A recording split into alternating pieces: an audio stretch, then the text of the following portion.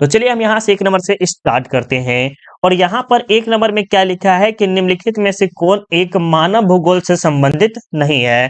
तो मानव भूगोल से संबंधित नहीं है मेरे बच्चों, वो है आपके मात्रात्मक क्रांति। तो ऑप्शन बी बिल्कुल ही राइट आंसर होगा। ठीक है, 2 नंबर में देखिए क्या कह रहा है कि एंथ्रोपोज्योग्राफी नामक पुस्तक के लेखक कौन है। तो ये जो है आपके रेटजल है। ये वेरी वेरी इंपॉर्टेंट प्रश्न है जिसमें आपको हम बहुत बार बार पढ़ाए हैं। इसमें रेटजल बहुत ही आ रहा है। ठीक है, 3 नंबर प्रश्न को देखिए क्या कह रहा है कि निम्नलिखित में से कौन एक लोगों और पर्यावरण के बीच अन्याय क्रियाओं का सर्वाधिक महत्वपूर्ण कारक है।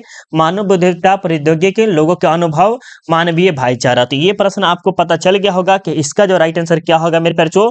बहुत अच्छे, इसका जबरदस्त आप सब कमेंट कर रहे हैं। बिल्कुल, इसका जो राइट आंसर क्या होगा मेरे प्यारे, जो ए होगा। ठीक है, याद रखिएगा। अब चलिए आपके सामने क्या कह रहा है, 4 नंबर में क्या कह रहा है कि प्रतिकर्ष और अपकर्ष कारक उत्तरदायी है। ये भी प्रश्न वेरी वेरी इंपॉर्टेंट है। तो ये जो है आपके प्रवास के लिए, किसके लिए मेरे प्यारे, जो प्रवास के लिए बहुत ही जरूरी होता है। जनसंख्या वितरण को प्रभावित करने वाले कारकों में सबसे महत्वपूर्ण कारक कौन सा है। ये भी प्रश्न आपके लिए वेरी वेरी इंपॉर्टेंट है। प्रश्न को समझिएगा अच्छे से, क्या कह रहा है यहाँ पर जनसंख्या वितरण को प्रभावित करने वाले कारकों में सबसे महत्वपूर्ण कारक क्या है। जैसे देखिए यहाँ पर स्थलकृति, मतलब कि यहाँ पर जो वातावरण नहीं समझेगा, यहाँ पर जो स्थल होते हैं, जमीन होते हैं, या जलवायु, ये तो आपको ये नहीं होगा, ये नहीं होगा। ठीक है, और यहाँ पर अब किसके ज्यादा अकॉर्डिंग, जलवायु के अकॉर्डिंग बहुत ही ज्यादा आकर्षित होता है कि यहाँ का वातावरण बहुत ही अच्छा होता है, तो यहाँ पर जाना बहुत ही अच्छा मानते हैं। तो डी ऑप्शन आपका बिल्कुल ही राइट आंसर है। ठीक है, अब देखिए 6 नंबर में क्या करें कि विश्व के किस महाद्वीप में 90% से अधिक आबादी नगरीय है। यहाँ पर कह रहा है कि नगरीय, मतलब कि नगर जैसा लोग रहते हैं, नगर के जैसा 90%। और यहाँ पर बिहार में देखिएगा तो ग्रामीण क्षेत्र बहुत ही ज्यादा है। तो 6 नंबर का राइट आंसर क्या होगा, बहुत अच्छे, ये जो है आपके उत्तरी अमेरिका में 90% से अधिक क्या है, नगरीय आबादी है। ठीक है, 7 नंबर देखिए क्या कह रहा है कि विश्व में सबसे अधिक जनसंख्या वाला देश कौन सा है। विश्व में सबसे अधिक जो जनसंख्या है वो किसका है, चीन का है। नंबर 1 पे चीन आता है, सेकेंड नंबर पे आपके भारत आते हैं, और थर्ड नंबर पे आपके संयुक्त राज्य अमेरिका आते हैं। नंबर 1 पे कौन है मेरे पास, जो चीन है। तो ऑप्शन राइट आंसर क्या होगा, बी होगा। ठीक है, विश्व जनसंख्या दिवस कब मनाया जाता है। विश्व जनसंख्या दिवस जो है 11 जुलाई को मनाया जाता है। तो ऑप्शन ए आपका राइट आंसर होगा।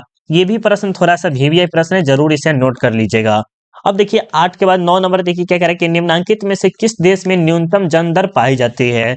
न्यूनतम जन्म दर का अर्थ क्या हो गया कि मतलब कि यहाँ पर जो है ना, न ज्यादा जन्म होता है और न कम होता है, मतलब कि बराबर में जन्म देते हैं बच्चे को। ठीक है, तो वो फ्रांस है, जापान है, जर्मनी है, संयुक्त राज्य अमेरिका है। तो इसका राइट आंसर क्या होगा मेरे प्यारे बच्चों, बहुत अच्छे, ये जो जर्मनी देख रहे हैं यहाँ पर न्यूनतम है। ठीक है, अब देखिए 10 नंबर में क्या कह रहा है कि डॉक्टर महबूब उल हक मूल निवासी थे। तो ये जो थे पाकिस्तान के थे, ऑप्शन बी होगा। ठीक है, यूरोप वासियों द्वारा अपने उपनिवेशों में किस प्रकार की कृषि का विकास किया गया था। वेरी वेरी इंपॉर्टेंट है, ये जो है रोपण कृषि का विकास किए थे। तो ऑप्शन बी है। बहुत बार आपके बोर्ड एग्जाम में सब्जेक्टिव में पूछा गया है कि रोपण कृषि के 4 उदाहरण बताए। क्या है, रोपण कृषि के 4 उदाहरण बताए। तो आप सबको हम बताए हैं, केला हो गया, नारियल हो गया, कोको हो गया, गन्ना हो गया, ये सब क्या है आपके रोपण फसल है। याद रखिएगा, बहुत ज्यादा कॉफी हो गया, चाय हो गया, ये सब रोपण फसल है। अब बताइएगा कि अंगूर की खेती क्या कहलाती है, आपसे हम पूछ रहे हैं। भारत में हरित क्रांति की शुरुआत कब हुई थी मेरे पैर, तो ये हुई थी 1960 में हुई थी। कब हुई थी, 1960 में। तो ऑप्शन बी होगा। क्या होगा, ऑप्शन बी होगा। रबी की फसल पैदा होती है, रबी की फसल जो होती है वो आपके शीत ऋतु में होती है, जो कि अभी ठंडा के मौसम है उस समय होती है। ठीक है, याद रखिएगा। अब आगे चलिएगा, यहाँ पर देखिएगा 14 नंबर में क्या है, यहाँ पर 14 नंबर में कि निम्नलिखित में से कौन एक रसदार फसल नहीं है। निम्नलिखित में से कौन एक रसदार फसल नहीं है मेरे प्यारे बच्चों, ये जो कॉफी देख रहे हैं वो आपका नहीं है। निम्नलिखित में से कौन सा देश कोयला का सबसे बड़ा उत्पादक है। मतलब कहा जा रहा है कि कोयला का जो है सबसे बड़ा उत्पादन कौन सा देश करता है, भारत, ऑस्ट्रेलिया, यूएसए या चीन। तो ये पता चल गया होगा कि चीन नंबर 1 पे है, किसके लिए, कोयला के लिए।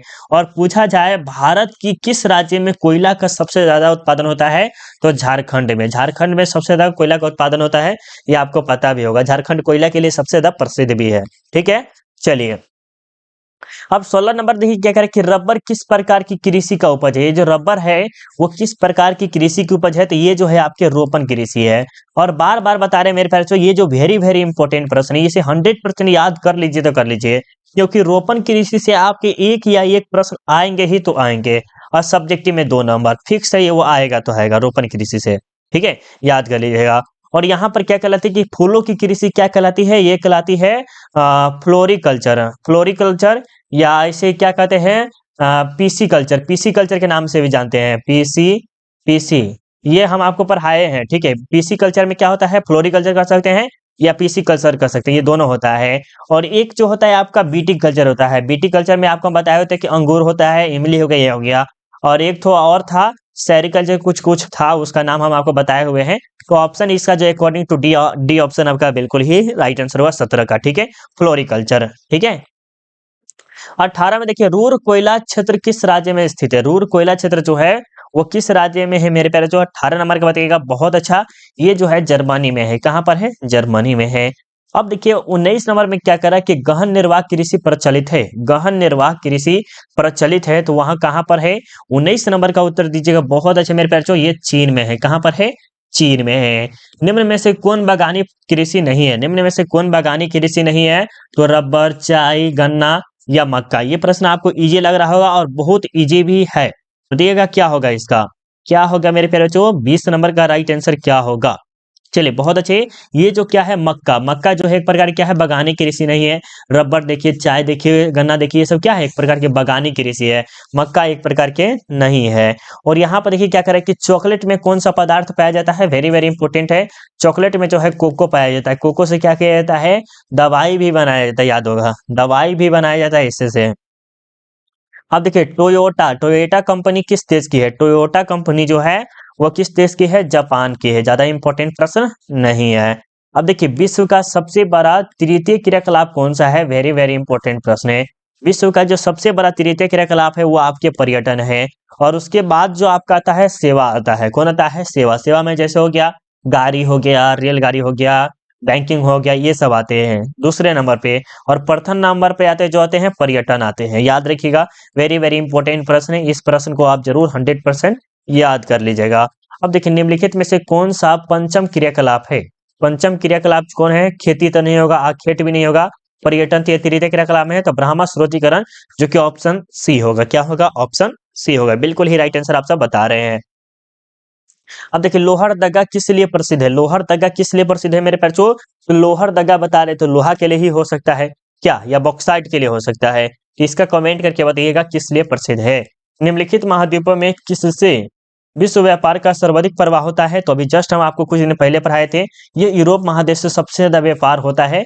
ये हम आज या कल के आज के वीडियो में आपको हम पढ़ाए हुए थे, जो कि आपको पता भी होगा। ठीक है, और ये प्रश्न बहुत ही ज्यादा इंपॉर्टेंट है मेरे प्यारे बच्चों, बहुत ज्यादा है। कारण कि पनामा नहर जो होता है, पनामा नगर को कौन से जोड़ती है, कोलोन से जोड़ती है। किससे जोड़ती है, कोलोन से जोड़ती है। वेरी वेरी इंपॉर्टेंट प्रश्न है, क्या है, वेरी वेरी इंपॉर्टेंट प्रश्न है। एक बार फिर से भी आपके बोर्ड एग्जाम में पूछा गया है कि प्रश्न पूछा भी जा सकता है किसमें, आपकी बोर्ड एग्जाम में। कैसा, तो ये समझिएगा, ये जो पनामा नहर जोड़ता है तो किस मार्ग से, तो अटलांटिक महासागर को भूमध्य सागर से, सही जोड़ता है शायद, हाँ अटलांटिक महासागर को भूमध्य सागर से, इसी प्रकार का है, इससे ही जोड़ती है। और एक जो है आपका स्वेज नहर है, किसे है, स्वेज नगर जो जोड़ता है, स्वेज नहर, वो आपको लाल सागर से जोड़ती है। तो ये आपको कंफ्यूजन दूर करना है। और ये हम आपको आज टेलीग्राम पे हम डाल देंगे, इसका कुछ इंपॉर्टेंट जो है डाल देंगे। टेलीग्राम जरूर ज्वाइन कर लीजिए, जिसका लिंक हम आपको वीडियो के डिस्क्रिप्शन में डाल दिए हैं। वृहद ट्रक मार्ग होकर जाता है, वृहद ट्रक मार्ग जो होकर जो जाता है वो उत्तर अटलांटिक महासागर से होकर जाता है। कहाँ जाता है, उत्तर अटलांटिक महासागर से होकर जाता है। किस समुद्री मार्ग पर ब्रिजाल्टर ब्रिजाल्टर ब्रिजा क्या करें, जिब्राल्टर जिब्राल्टर स्थित है, तो ये बताइएगा 29 नंबर का राइट आंसर क्या हुआ, स्वेज मार्ग में। किसे, स्वेज मार्ग में। विश्व व्यापार संगठन का मुख्यालय कहाँ है, ये भी प्रश्न वेरी वेरी इंपॉर्टेंट है। क्या है, वेरी वेरी इंपॉर्टेंट है। विश्व व्यापार संगठन का जो मुख्यालय है वो कहाँ पे है मेरे बच्चों, ये जनेवा में है। कहाँ पर है, जनेवा में। 31 नंबर प्रश्न देखिए क्या कह रहा है कि निम्न व्यापारों समूह में से भारत किसका एक सह सदस्य है। भारत जो है एक आपका साफ्टा का है या किसका है, या आसियान का, आसियान का तो है नहीं। तो अब आपको बताना है कि ये किसका सह सदस्य है, तो साफ्टा का है। किसका है, साफ्टा का है, याद रखिएगा। अब देखिए समुद्र तट से दूर स्थल खंड के पतन को क्या कहते हैं, तो उसे हम क्या कहते हैं मेरे प्यारे बच्चों, आंतरिक पतन कहते हैं। ऑप्शन ए होगा। कोमकोन व्यापार संघ समाहित समाहित करता है, तो किसमें करता है मेरे बच्चों? ये जो करता है पूर्वी यूरोप देशों को, किस करते हैं? पूर्वी यूरोप देशों को, तो ऑप्शन ए होगा। अब देखिए 34 नंबर में क्या करा कि निम्नलिखित में से किस प्रकार की बस्तियां सड़क, नदी, नहर या किनारे बस्ती है? वेरी वेरी इंपॉर्टेंट प्रश्न है। क्या है? वेरी वेरी इंपॉर्टेंट प्रश्न है।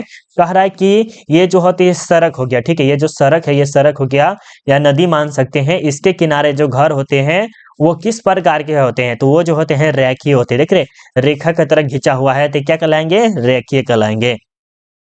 एशियन कहाँ है? एशियन कहाँ है मेरे प्यारे बच्चों? एशियन कहाँ है? ये प्रश्न हम आपको पहले भी पढ़ाए हैं।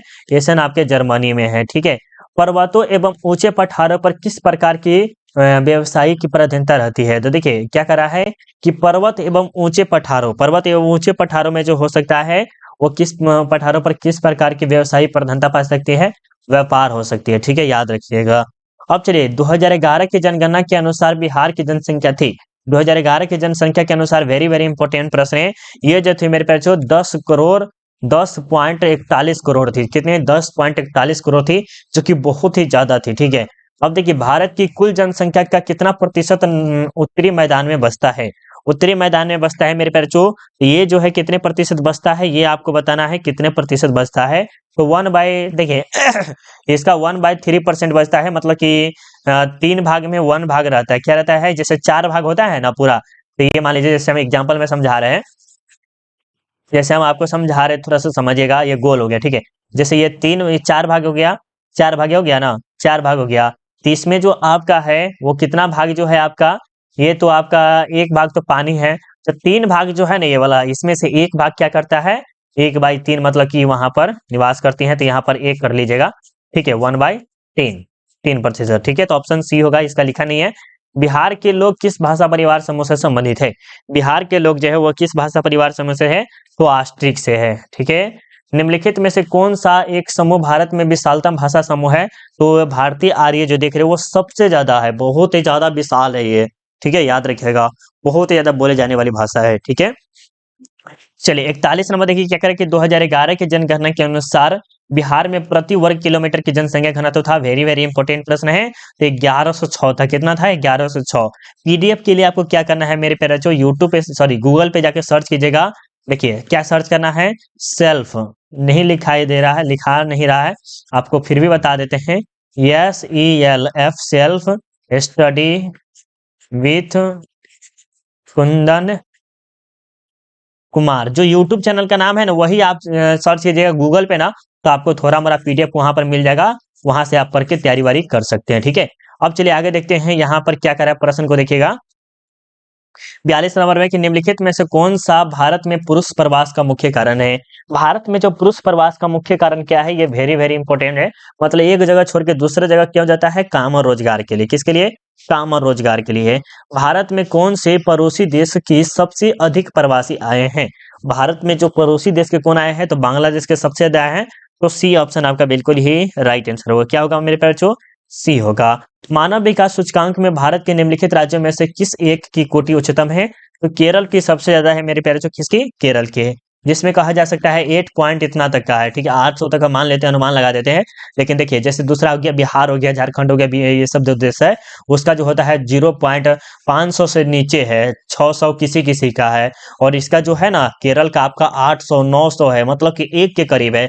और मानव सूचकांक जो होता है 1 से लेके 0 से लेके 1 के बीच में होता है, और जितना ज्यादा रहता है उतना ही अच्छा माना जाता है, और जितना कम रहता है उतना ही खराब माना जाता है। जैसे 0.005 रहेगा तो ये सबसे खराब माना जाएगा, 0.500 माना है तो ये भी खराब पे है, थोड़ा सा कहिएगा। और 0.800 900 जो है उसका बहुत ही ज्यादा माना जाता है, तो वो जो है केरल का है सबसे ज्यादा, ठीक है।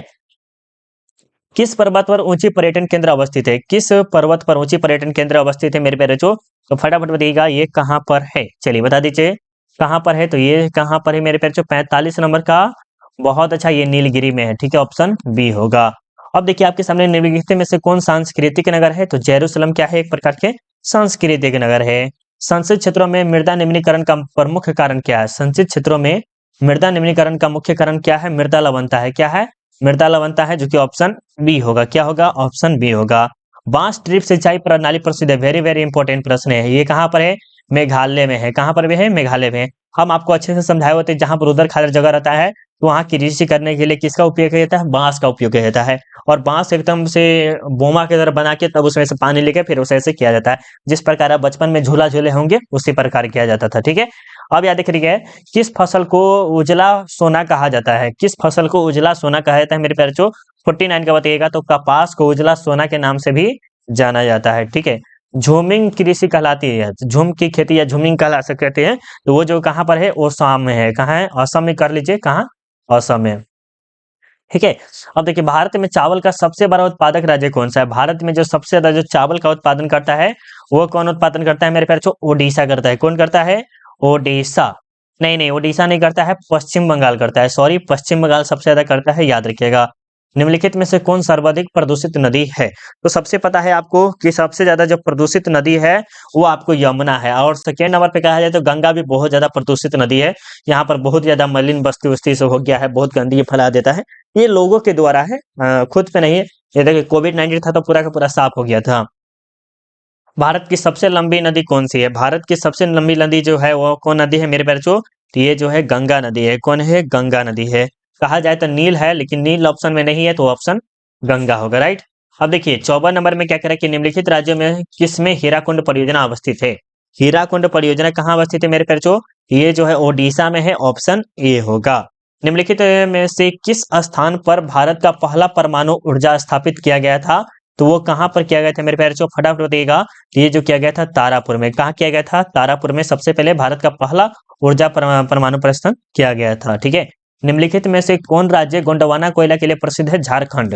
झारखंड जो है वो कोयला के लिए सबसे ज्यादा प्रसिद्ध कौन है? झारखंड। ठीक है, उदयपुर किस राज्य में है? उदयपुर किस राज्य में है मेरे बच्चों? तो राजस्थान में। कहाँ पर है? राजस्थान में। निम्नलिखित में से किस राज्य में प्रमुख तेल अवस्थित है? तो असम में है। ये कहाँ पर है? असम में है। बिल्कुल जबरदस्त मेरे प्यारे बच्चों। खेतरी में क्या है? खेतरी में क्या है मेरे प्यारे बच्चों? तो खेतरी में आप सबको पता होगा खेतरी में क्या है। चलिए, अगर आप सबको पता है कि खेतरी में क्या है तो तांबे के खाने हैं। क्या है? तांबे के खाने हैं। और देखिए, निम्नलिखित में से राज्य में से कोयला का सबसे अधिक भंडार कहाँ है? झारखंड में है। जो कि झारखंड कहा जाए कोयला के लिए सबसे ज्यादा उत्पादन करता है। कोयला, कोयला सबसे ज्यादा वो उत्पादन करते हैं। अब देखिए आपके सामने 61 नंबर क्या कह रहा है कि केंदुझर मैंगनीज क्षेत्र स्थित है। केंदुझर मैंगनीज क्षेत्र स्थित है तो कहाँ पर है मेरे प्यारे बच्चों? फटाफट बताइएगा। बहुत अच्छा, ये जो है ओडिशा में है, ऑप्शन सी होगा। निम्नलिखित में से कौन चीनी का दूसरा सबसे बड़ा उत्पादक है? चीनी जो है वो दूसरा उत्पादन करता है तो ये उत्तर प्रदेश ही करता है। कौन करता है? उत्तर प्रदेश करता है। और ये उत्तर प्रदेश से दूसरे चीज के लिए भी बहुत ही फेमस है। उसका नाम हमको याद नहीं आ रहा है, हम पहले वाले वीडियो में हम ये पढ़ाए हुए थे। ठीक है, हुगली औद्योगिक प्रदेश का केंद्र है। हुगली औद्योगिक प्रदेश का केंद्र है तो वो कहाँ है मेरे प्यारे बच्चों? कोलकाता और हावड़ा के लिए। कहाँ के लिए? कोलकाता और हावड़ा के लिए। ये 11वीं पंचवर्षीय योजना की अवधि है 2007 से लेकर 2012, जो कि ऑप्शन बी आपका बिल्कुल ही राइट आंसर है और वेरी वेरी इंपॉर्टेंट प्रश्न भी है। ठीक है, जल जन्य रोग है। जल जन्य रोग जो है अतिसार है, जो कि ये भी प्रश्न वेरी वेरी इंपॉर्टेंट प्रश्न। ठीक है, बहुत अच्छी बात है। अब आगे चले मेरे प्यारे बच्चों, आगे चलते हैं। 66 नंबर देखिए क्या करेंगे, निम्नलिखित में से कौन एक स्थलबंध पताश्रय है? हाँ, तो ये जो है विशाखापट्टनम है, ऑप्शन ए होगा। अब देखिए यहाँ पर क्या करें कि मध्य पूर्व रेलवे का मुख्यालय कहाँ है? हाजीपुर। कहाँ है? हाजीपुर। ये बिहार में ही है। कहाँ है मेरे बच्चों? बिहार में है। आप देखिएगा जहाँ ये पटना साइड आइएगा तो यहाँ पर हाजीपुर आप सब जानते होंगे, पटना साइड इधर है, थोड़ा सा उधर ही है मान लीजिए। तो निम्नलिखित में से कौन सा भारत का सबसे लंबा राष्ट्रीय मार्ग है? तो NH-44 है। क्या है? NH-44 जो है वो सबसे लंबा मार्ग है, ठीक है, भारत का। अब देखिए आपके सामने 69 नंबर के पारादीप बंदरगाह किस राज्य में है? पारादीप बंदरगाह किस राज्य में है? उड़ीसा में है, ऑप्शन बी होगा। ये आपका 70 नंबर किस प्रदूषण द्वारा सर्वाधिक बीमारियां होती है? ये जो होती है मेरे प्यारे बच्चों, जल द्वारा सबसे ज्यादा प्रदूषित होता है। ठीक है, तो ऑप्शन बी हो गया। 70 आपको प्रश्न पर आए हैं। जिस बच्चों को अगर आपको PDF चाहिए ना मेरे प्यारे बच्चों, तो आपको क्या करना पड़ेगा? थोड़ा सा आपको क्या करना पड़ेगा मेरे प्यारे बच्चों? गूगल पे आपको जाके सर्च करना है। कहाँ पर? गूगल पे जाइएगा और वहां पर सर्च कीजिएगा सेल्फ स्टडी कुंदन कुमार। उसके जस्ट नीचे आइएगा तो self study Kundan Kumar study material and education news आएगा, उस पर क्लिक कीजिएगा। उस पर क्लिक करने के बाद आप नीचे आइएगा, यहाँ पर ये सब दिखाई देगा। तो आपको सबसे अच्छा बेस्ट उपाय हम बताते हैं कि जैसे मान लीजिए अभी आपको हिस्ट्री देखना है, ज्योग्राफी देखना है, पॉलिटिकल साइंस देखना है, कोई भी सब्जेक्ट आपको देखना है, तो उसके लिए आप सीधे चले जाइए। सिंपली यहाँ देखिए सर्च दिखाई दे रहा है ना, सर्च दिखाइए, सर्च पे क्लिक कीजिए। जैसे मुझे अभी देखना है ज्योग्राफी, GEOGRAPHY, ज्योग्राफी सर्च किए। उसके बाद हम क्या करेंगे, क्लिक करेंगे। उसके बाद क्लिक कर दिए, उसके बाद आगे देखिएगा तो आपको ज्योग्राफी का टेस्ट बाय कुंदन सर आ जाएगा। तो उस टेस्ट पे क्लिक करके टेस्ट दे सकते हैं। यहाँ पर ज्योग्राफी का सब्जेक्टिव डाल दे, ज्योग्राफी देख सकते हैं। और आज अभी अभी थोड़ा देर आप वीडियो अब खत्म होगा, उसके बाद यहाँ पर आप जाकर देखिएगा तो पूरा का पूरा अभी सब्जेक्टिव ऑब्जेक्टिव बहुत डाला रहेगा। एक बार जरूर जाके सर्च कीजिए। चलिए मिलते हैं अगले वीडियो में, अभी के लिए बाय बाय, जय हिंद, जय भारत।